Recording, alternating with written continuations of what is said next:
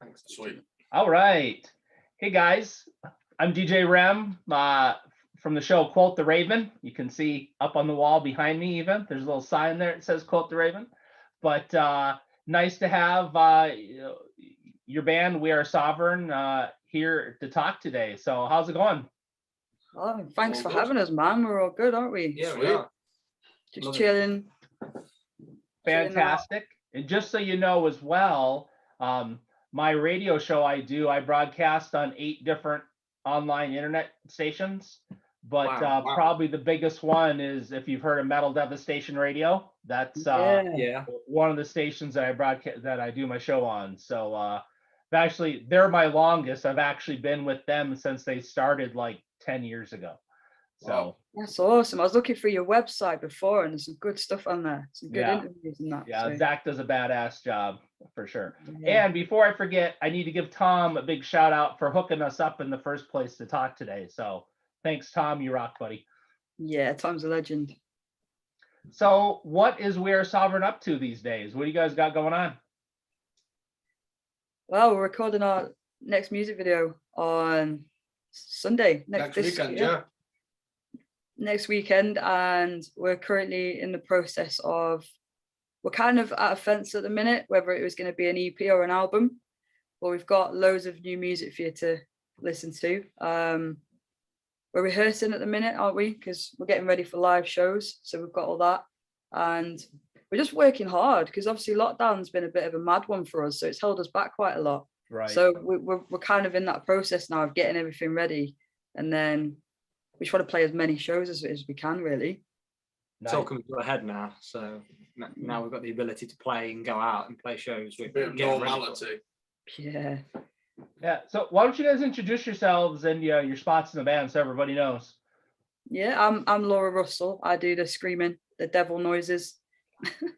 Hi, I'm Seb. I'm the guitarist. And I'm Sam. I'm the bassist and synth player. Fantastic, fantastic. So no drummer? Yeah, he's at work at the moment, and we have another singer, but he's in Egypt. Well, work, another country, understandable. And, you've only got 3 out of 5 of us, I'm afraid. That's right. No, that's fantastic. I'll talk to anybody. So, where are you guys located out of, the 3 of you then? The middle of England. So technically it's classed as the East Midlands, like Nottinghamshire and Derbyshire. Okay. Robin Hood country. Robin Hood. Yeah, if you Robin Hood country, that's what it is, yeah. Yeah, we're currently in my flat at the minute in Derby, so that's where we're at right now. All right. Yeah, we're all based in the East Midlands. So how long have you guys been together as a band? How long has We Are Sovereign been going? Just over a year now, isn't it? You joined over a year. As our set now, the people that are in the band now is just over a year. Yeah. I've been with you for 2 years now, which is scary to think. Yeah, it's been a mad one. Yeah, well, the band started in 2019, but obviously it's been such a long time to get members together. So only now have we been together for about a year as a full lineup, as a full band. So yeah. What was kind of the driving force to start this band? What kind of brought it all together in the beginning? Well, I've been in bands since I was younger, and like every band that I've ever been in, I've never really had the freedom to be creative. You know how some people are more focused on like, I don't know, like the music side to it, and they're not really bothered about the visuals or the creative side. So I kind of wanted to start a band where we could all get involved and get creative and put a lot of effort into it all. And I put the ideas forward to you guys, didn't I, before you joined, and see how you thought about it. And then everyone was on board. But yeah, it's more of like a creative visual side, because I feel like concepts are so important. I feel like it's really important to do, get your music video visually matching what you're trying to put across in your song. So that's the reason why We Are Sovereign started, because I feel like there's so much creativity in me that I need to get out, Gotcha. No, that's awesome. Yeah. That's super cool. Yeah, she sold it to me straight away with the full creativity. Similar to Laura, I'd been in bands before, but lacking the ability to go and create what I wanted to do and have like full creativity in myself and put it back to the band, and they were like, oh yeah, this is great. but then Laura sold it to me straight away. Was like, yeah, this is what we're offering. This is what we can do, and there are no boundaries. I was like, yep, that's it. Straight away, I'm in. Yeah, there's no rules in We Are Sovereign. As you'll learn. Funny that. So tell me about that though. Then, so what is as you're deciding whether you're going to go full album or EP, but as you're creating this music, kind of what is your process? What is your writing process to studio process? How does that look? Well, it started off with demos. Weirdly, all of the We Are Sovereign songs were in MIDI. If you've heard of MIDI. Yep. Yeah, I've been around long enough. I know. When you say MIDI to some people, they're like, huh? Yep. But yeah, it's 8-bit. It literally was 8-bit. I got a demo sent through in 8-bit. So it sounded like old, like Nintendo. Yep. Like Mario. And I got this, and I was like, what the hell is this? And but then just rolled with it, and it turned out it was like a great thing. I then got to hear some actual music that had been recorded, and I was like, oh yeah, that makes sense now. At first it was like, what's this? Yeah, if we showed you, like, for example, nostalgia of what it used to sound like, you'd be so shocked. It sounds insane. Like an arcade game. Yeah, but that's the process. So stage 1 is arcade game sound. That's what it sounds like. And then me and Ash was the first member that I met, and then me and Ash worked on the vocals together. And then what me and Ash do, we revisit the demo like every month, which is really weird. We don't just write it and leave it. We go back and we just keep thinking, what can we make better? Is there anything we want to add? Is there anything we hate? Because we might write something and be like, I think it's the best thing in the world, and we'll listen back to it the week after and be like, nah. Hey, it's a dog. I love that. But yeah, the demo process has been a weird one with the way the band was created and everything, but it's worked out all right. Awesome. So do you guys, with your music, do you guys record and master everything yourself? Do you have a studio you guys are using? How's that look? Yeah, we don't mix and master the songs ourselves. We do get heavily involved with that side with, what we want. We know already before the song's finished how we want it to sound. But yeah, we work with Ben, don't we? We do, yeah. Ben's a great guy. He has an idea of, obviously, no one would ever have a full idea of what you're wanting, but he's very open to our ideas and our feedback, and he's accepting of it. It's like, because some people would say that, we might be a bit too pushy on how we want it, but we ultimately want it perfect. It's our music. Right. We're perfectionists. I'm not going to lie, all of us. Well, it's your music, it's your art, so that's understandable. Yeah, but yeah, the guy, he's pretty local as well. He's called Ben. He's actually set up his own company pretty recently called the God Hand Initiative, and they're helping like local bands and stuff. But yeah, that's the guy we work with. All right, super cool. And then how often you guys all get together and practice and just kind of roll through things that you're working on? Well, we rehearse weekly at the minute, and then we're kind of like, obviously we're all mates outside, so we all meet up like that. But yeah, we spend as much time together as we can. But we have really hectic lives. We all work, don't we? We've all got weird lives. So, and the lockdowns have been weird as well, because not allowing for like a few months back last year where you couldn't practice in the practice rooms. It's difficult to do it at people's houses. It proved testing at times, but like it ended up, say, like me and Seb and Alfie, the drummer, getting together and just doing our own bit. And then eventually we all got together when they all lifted. So that was better for us. In between that and us actually getting COVID at different times as well. Yeah, we've all had COVID, haven't we? Had to isolate, and it was pretty miserable, to be fair. It's like things are set in place, like, oh yeah, we're meeting up next Tuesday, and all of a sudden I've got a sniffle, and I think, I'll just do a test. Oh yeah, great, 2 lines, fantastic. Well, cheers to COVID, because I actually have COVID right now. Yeah. Oh, bless you. Oh, bless you. How are you feeling? We don't have a drink, but we got a vape. So cheers. Well, not a positive cheers, a negative cheers. I can't taste or smell anything, but other than that, life is okay. Oh, bless you. Nice. Oh. You've not lost your taste then? No, I have. I can't taste anything, can't smell anything. That's vodka in that glass. Just vodka on ice. Just straight up, It's 5 o'clock somewhere. It is. Yep. Yeah. Well, it's 4 o'clock here. Yeah, I was gonna say it's what 4:30 over there probably. Yeah, it is. Something like Yeah. that. Yeah. It's, So, do you guys have any live shows lined up yet right now? we haven't got any booked right now, but we have got, you know, venues and promoters and stuff like that that we're kind of on the fence with at the minute. So it's kind of, as soon as we're ready, we've got places to play, things to do. People actually asking, can you play a show? It's just give us a thumbs up and we'll set it up. Like, Yeah, there's so many shows coming up, but yeah, just when we're ready, basically. Right.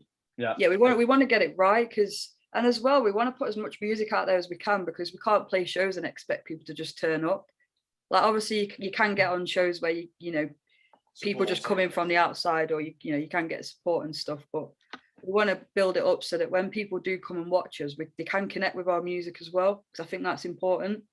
So as soon as we're good to go, we won't be shutting up about it, will we? Because No, we're so excited. It's a process, isn't it? So we're trying, as Laura says, trying to get as much out there so people know who we are and have a vague idea to then wow them at these shows. Right. Yeah. Turning up, so they know something and they're expecting something from the music, but then the shows will kick off and that's it. They'll love it from there.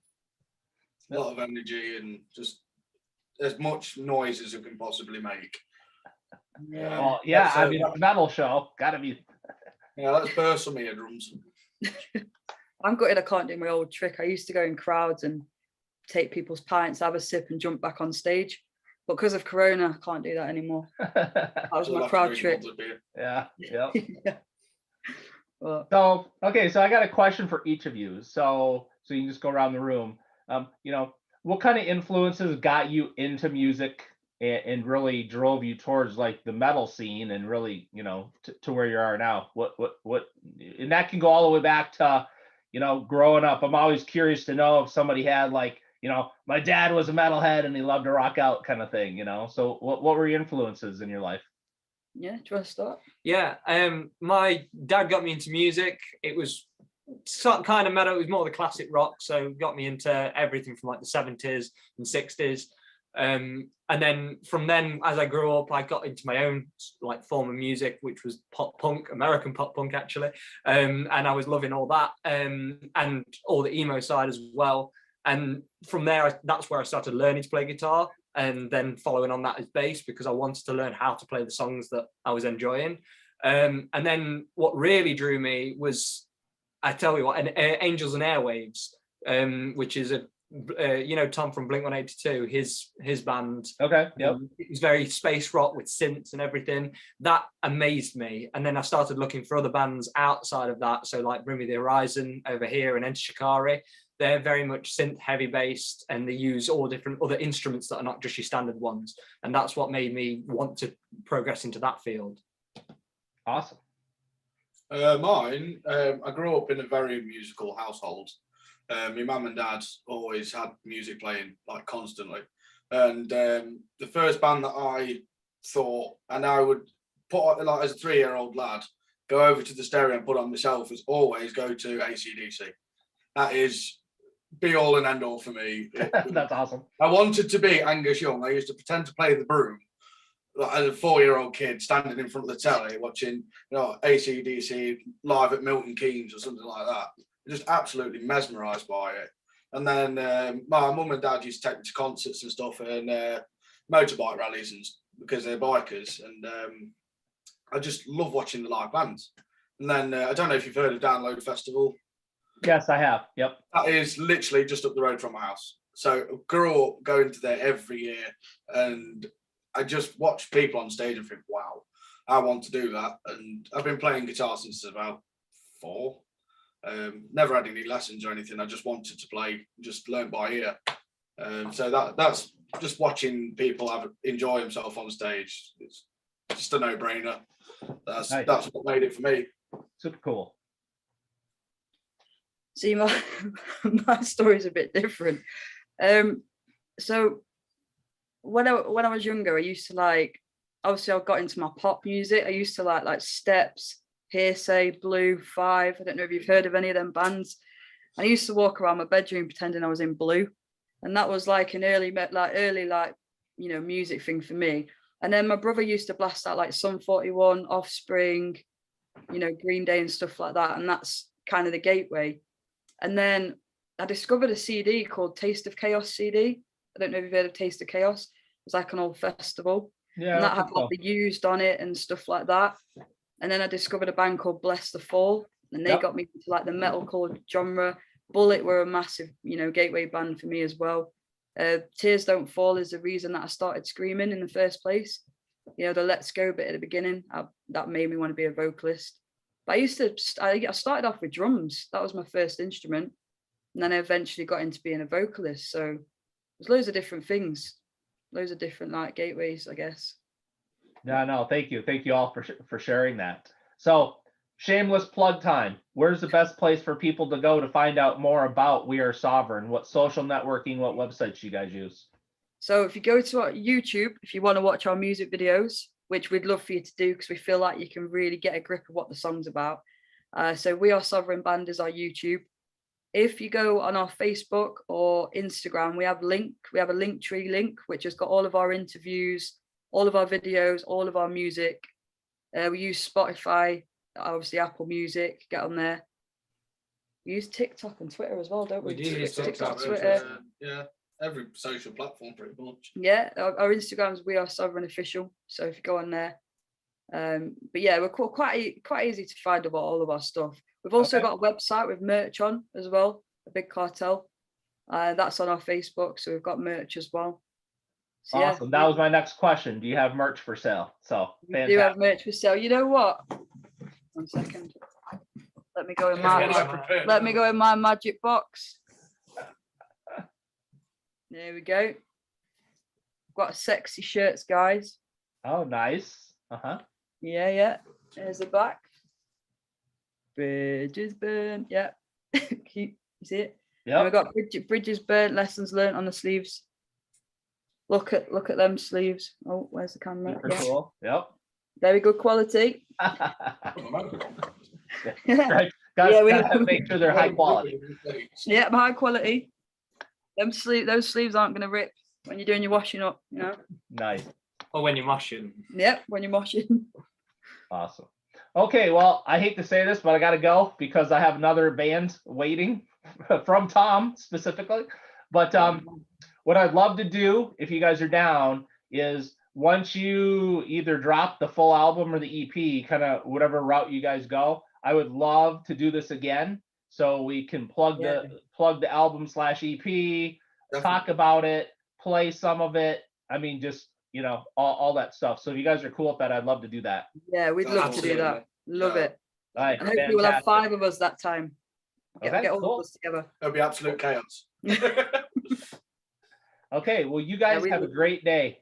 It's been great to meet you. Thank you very much for having us. We appreciate it. Thank you. Yep, absolutely. And I'll get the link over to the video and stuff to you guys. Yeah. Thank you very much. Cheers, mate. Nice to meet you. Yep. See you later, mate. Bye. Bye-bye. Bye.